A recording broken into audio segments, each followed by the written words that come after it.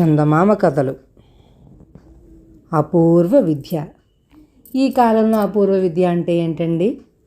IIT engineer, MBA, లేకపోతే MS. అమెరికాల్లో చదివితేనే అది విద్య అంటున్నారండి ఇప్పుడు మాత్రం.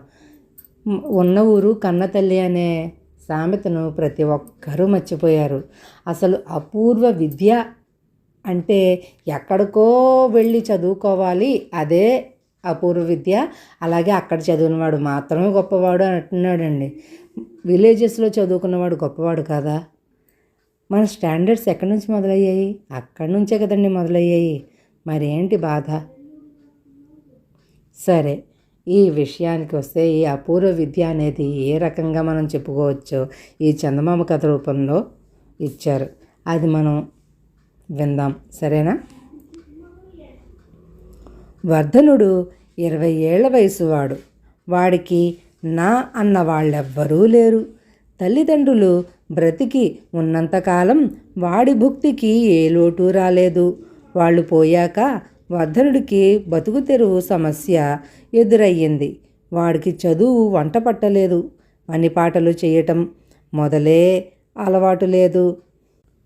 వాడు పుట్టి పెరిగిన గ్రామానికి సమీపంలో ఒక సిద్ధుడు ఆశ్రమం నిర్మించుకుని చాలా కాలంగా ఉంటున్నాడు. ఆయన గొప్ప మహిమలు కలవాడని జనం చెప్పుకునేవారు. వర్ధనుడు ఇన్నేళ్ల వయసులో ఏనాడు ఆయన దర్శనం చేసుకోలేదు. వాడు బాగా ఆలోచించగా తన బతుకు సమస్యకు సిద్ధుడు పరిష్కార మార్గం చూపగలడన్న ఆశ కలిగింది. ఆ ఆశతో వర్ధనుడు ఒకనాడు సిద్ధుడి ఆశ్రమానికి వెళ్ళాడు. ఆ సమయంలో సిద్ధుడు ధ్యాన సమాధిలో ఉన్నాడు. శిష్యులు ఏవో పనుల మీద బయటికి వెళ్ళారు. వర్ధనుడు సిద్ధుడికి కొంచెం ఎడంగా చేతులు కట్టుకుని నిలబడ్డాడు. కొంతసేపటికి సిద్ధుడు కళ్ళు తెరిచి ఎదురుగా ఉన్న వర్ధనుణ్ణి చూసి, "ఏం కావాలి నాయనా?" అని అడిగాడు. వర్ధనుడు ఆయనకు వినయంగా నమస్కరించి తను వచ్చిన పని చెప్పాడు. సిద్ధుడు ఒక క్షణం మౌనంగా ఊరుకుని తరువాత వర్ధనుడితో, "నాయనా, నీకు ధనం ఇవ్వలేను, కానీ నీ తిండికి బట్టకు నువ్వే స్వయంగా సంపాదించుకునే మార్గం మాత్రం చెప్పగలను" అన్నాడు. "ఆ సహాయం చాలు స్వామి" అన్నాడు వర్ధనుడు సంతోషంగా. "నీకొక విద్య అలవడేలా చేస్తాను. అదేమిటంటే, భూమి అడుగున ఇనుప పెట్టెలు మొదలైన వాటిల్లో ఉండే నిధి నిక్షేపాలు, వస్తువులు చూడగల శక్తిని నీ కళ్ళకు కలిగిస్తాను. అయితే ఆ నిధి నిక్షేపాలు నీకు ఉపయోగపడవు. ఈ అపూర్వ విద్య ప్రదర్శించి సుఖంగా కాలం గడుపు" అన్నాడు సిద్ధుడు. తరువాత ఆయన వర్ధనుడి కళ్ళకు తన దగ్గర ఉన్న దండకమండలాలను మెల్లగా తాకించి కొంతసేపు ఏదో మంత్రం చిన్నగా జపించి వాణ్ణి కళ్ళు తెరవమని, "ఇప్పుడు నువ్వు నిలబడి ఉన్న భూమి అట్టడుగున ఏమున్నదో చెప్పగలవా?" అని అడిగాడు. వర్ధనుడు కిందికి చూసి, భూమి పొరలు పొరలుగా ఉన్నది స్వామి, బాగా దిగువ నీటి జల కనిపిస్తున్నది అన్నాడు.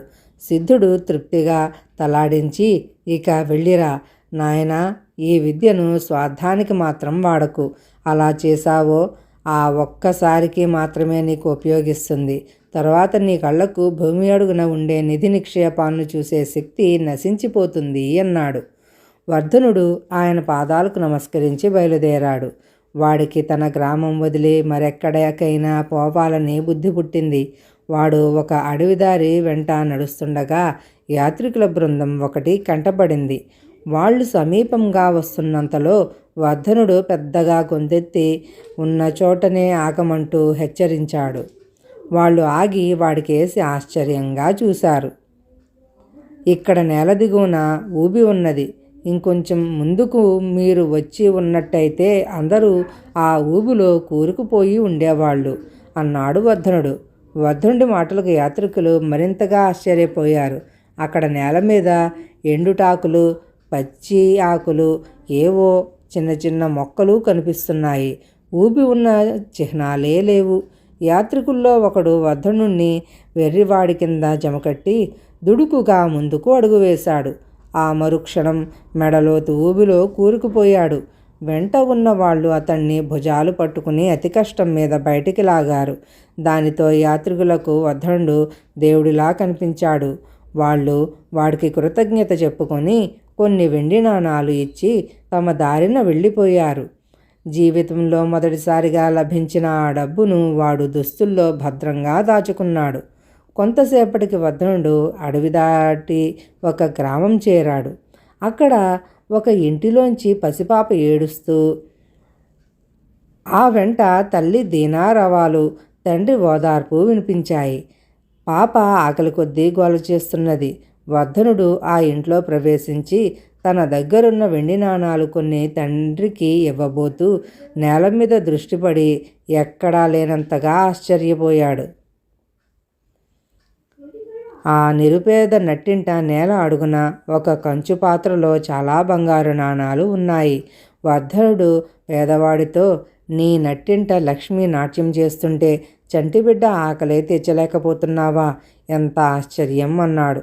పేదవాడు వర్ధనుడికేసి చిరుకోపంగా చూస్తూ, నా పేదతనం చూస్తే నీకు గేలి చేయబుద్ధవుతున్నదా అన్నాడు. అలాంటిదేం లేదు, నిజమే చెబుతున్నాను, ఇక్కడ తవ్వి చూడు అని వర్ధనుడు పేదవాడికి కంచుపాత్ర ఉన్న చోటు చూపించాడు. అక్కడ తవ్వి చూడగా బంగారు కాసులున్న పాత్ర బయటపడింది. పేదవాడు సంతోషంగా వర్ధనుడికి నమస్కరించి, ఈ రోజుతో నా దారిద్ర్యం తీరిపోయింది అని వర్ధనుడు వద్దన్నా వినకుండా కొన్ని బంగారు కాసులు ఇచ్చాడు. ఈ విధంగా వాడు నెల రోజుల పాటు చాలా గ్రామాలు తిరిగి గ్రామస్తులకు చిన్న చిన్న నిధి నిక్షేపాలతో పాటు వాళ్ళు లోగడ పోగొట్టుకున్న విలువైన వస్తువులు, ఇళ్ల పెరళ్లలో దాగి ఉన్న విషసర్పాలను చూపించి చాలా సహాయపడ్డాడు. ఇలా సహాయం పొందిన వాళ్ళందరూ వర్ధనుడికి ఏదో కొంత డబ్బు ఇస్తుండేవాళ్ళు. వాడి జీవితం హాయిగా గడిచిపోతున్నది. ఒకనాడు వర్ధనుడు పంట పొలం గట్టు వెంట నడిచిపోతూ ఉండగా అడుగులోతు భూమి కింద లంకె బిందెలు కనిపించాయి. ఆ పొలం ఇద్దరన్నదమ్ముల ఉమ్మడి ఆస్తి.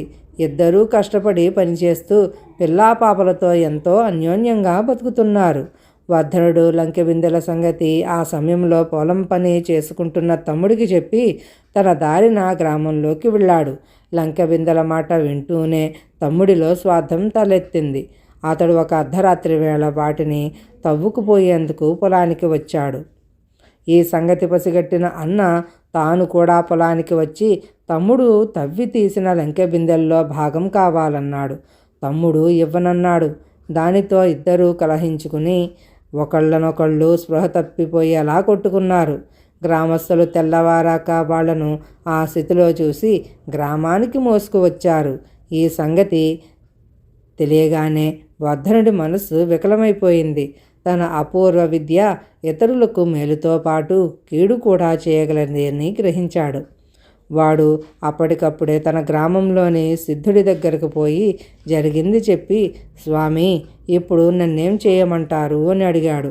సిద్ధుడు ఒక క్షణం ఆలోచించి, నాయన, తగిన వయసులో బతుకు తెరువుకు అవసరం అయిన ఏ వృత్తి నేర్వనందునే గతంలో నీవు చిక్కుల పాలయ్యావు. ఇప్పుడు నేర్చిన ఈ అపూర్వ విద్య నీకు మనశ్శాంతి లేకుండా చేస్తున్నది. ఒక పని చెయ్యి. ఒకసారి ఈ విద్యను నీ స్వార్థానికి ఉపయోగించుకో. తర్వాత నీకు నిధి నిక్షేపాలను చూడగల శక్తి నశించిపోతుంది. ఈ సంగతి నీకు లోగడే చెప్పాను అన్నాడు. వర్ధనుడు సిద్ధుడి వద్ద సెలవు తీసుకుని ఊరి పొలిమేరలకేసి బయలుదేరాడు. అక్కడ ఒక మర్రి చెట్టు కింద వాడికి ఒక మట్టి పాత్రలో కొన్ని వెండి నాణాలు కనిపించాయి.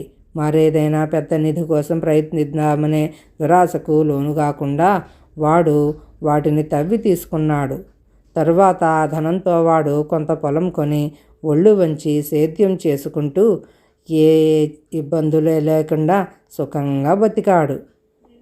కథ సమాప్తం.